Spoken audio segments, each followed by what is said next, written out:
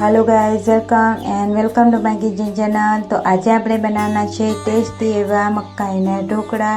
તો ચાલો ફટાફટ બનાવવાનું સ્ટાર્ટ કરી લઈએ। અને જો તમને અમારી રેસીપી ગમતી હોય તો લાઈક એન્ડ સબસ્ક્રાઈબ કરવાનું ભૂલતા નહીં। તો એક મોટા વાસણમાં મેં 2.5 વાટકી સૂજીને એડ કરી દીધી છે। ત્યારબાદ તેમાં આપણે 1 મોટી વાટકી આપણે ખાટું દહીં એડ કરીશું અને એકદમ સરસ રીતે મિક્સ કરીશું। ત્યારબાદ આપણે તેમાં 1 મોટી વાટકી પાણી એડ કરીશું અને ફરીથી મિક્સ કરીશું।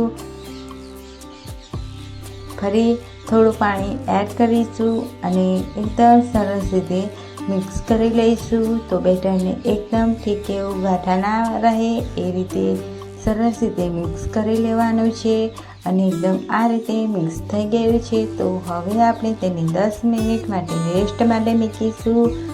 તો સૂજી એકદમ ત્યાં સુધી ફૂલીને બની જાય। તો હવે આપણે બાફેલા મકાઈને એકદમ સરસ રીતે આ રીતે કટ કરી લઈશું। તમે કાજુ મકાઈ પણ લઈ શકો છો।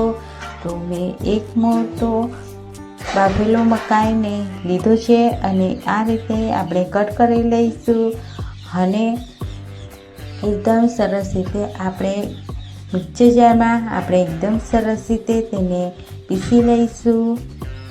તો મકાઈ એકદમ સરસ રીતે આ રીતે કટ કરી દીધો છે મેં।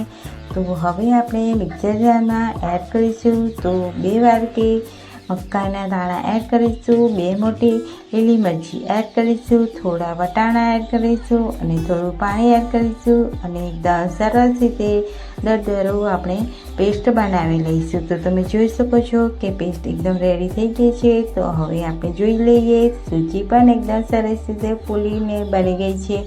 તો હવે આપણે તેમાં વેજીટેબલ્સ એડ કરીશું। તો 1 ચોપ કરેલી ડુંગળી, કેપ્સિકમ અને લીલા મરચાંને કટ કરીને એડ કર્યા છે। 1 આદુ મરચાંની પેસ્ટ 1 ચમચી એડ કરીશું અને મકાઈનો જે આપણે પેસ્ટ બનાવી હતી તેને એડ કરીશું અને તેમાં થોડું પાણી એડ કરી દઈશું। તો તમે જોઈ શકો છો કે પાણી એડ કરી દીધું છે અને એકદમ સરસ રીતે આ રીતે મિક્સ કરી લઈશું। તો એકદમ તમે આમાં બીજા પણ વેજીટેબલ્સ ઉમેરી શકો છો। એકદમ ટેસ્ટી એવા હેલ્ધી એવું લાગે છે। તો જરૂરથી ટ્રાય કરજો। તો 1 મોટી ચમચી હળદર એડ કરીશું, 1 મોટી ચમચી લાલ મરચું, 1 મોટી ચમચી ગરમ મસાલો, 1 ચમચી લાલ મરચું, 1 ચમચી કાલી મિર્ચ પાવડર, 1 ચમચી રેડ ચીલી ફ્લેક્સ એડ કરીશું અને એકદમ સરસ રીતે મિક્સ કરી લઈશું। તો બધા જ મસાલાને એકદમ સરસ રીતે બેટરમાં મિક્સ કરી લેવાના છે જેથી મસાલાના ટેસ્ટ એકદમ સરસ રીતે બેટરમાં બેસી જાય। તો આપણે 1 મોટી વાટકી ચોપ કરી આપણે ધાણા એડ કરીશું અને એકદમ સરસ રીતે મિક્સ કરી લઈશું। હવે આપણે તેમાં 1 મોટી ચમચી આપણે ખાવાનો સોડા એડ કરીશું, થોડું પાણી એડ કરીશું અને એકદમ સરસ રીતે મિક્સ કરી લઈશું બેટરમાં। તો અને એકદમ બેટરને એક જ ડિરેક્શનમાં ફેરવીશું અને એકદમ સરસ રીતે મિક્સ કરી લઈશું અને તમે જોઈ શકો છો કે આપણું બેટર એકદમ સરસ રીતે ઢોકળા માટે બનીને રેડી થઈ ગયું છે। તો આ રીતે આપણે બનાવવાનું છે। તો હવે આપણે ઢોકળાની ડીશમાં આપણે તેલથી ગ્રીસ કરી લઈશું ડીશને અને હવે આપણે તેમાં બેટર એડ કરીશું।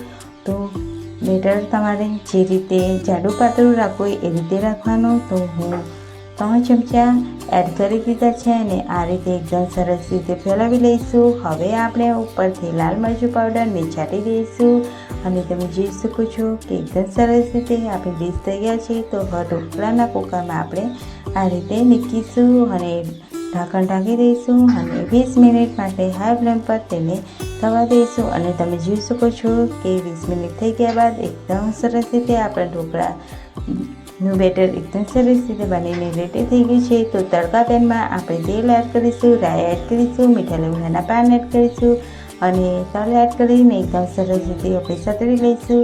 હવે આપણે ઢોકળાની ડીશ એકદમ ઠંડી થઈ ગઈ છે। તો હવે આપણે તેમાં કટ કરી દઈશું।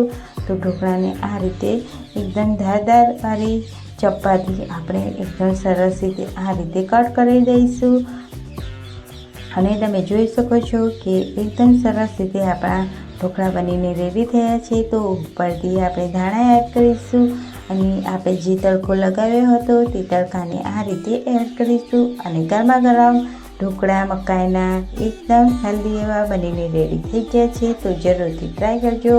તમે બાળકોને લંચ બોક્સમાં પણ આપી શકો છો કે બ્રેકફાસ્ટ માટે પણ તમે ખાઈ શકો છો. ખૂબ જ ટેસ્ટી એવા લાગે છે વરસાદની સિઝનમાં. અને તમે જોઈ શકો છો કે એકદમ પોચા અને એકદમ એવા હેલ્ધી એવા બનીને રેડી થઈ ગયા છે આપણા ઢોકળા. અને તમે જોઈ શકો છો કે એકદમ સોફ્ટ એવા બનીને રેડી થયા છે અને એકદમ તૂટી પણ જાય છે. તો તમે તેને ટમેટો કેચઅપ કે ગ્રીન ચટણી કે ચા સાથે પણ સર્વ કરી શકો છો. ખૂબ જ ટેસ્ટી એવા લાગે છે, હેલ્ધી એવા છે. તો જરૂરથી ટ્રાય કરજો. આવા જ વિડીયો માટે અમારી ચેનલને સબસ્ક્રાઈબ કરજો. ત્યાં સુધી આવતા વિડીયોમાં મળીએ. ત્યાં સુધી બધાને બાય બાય.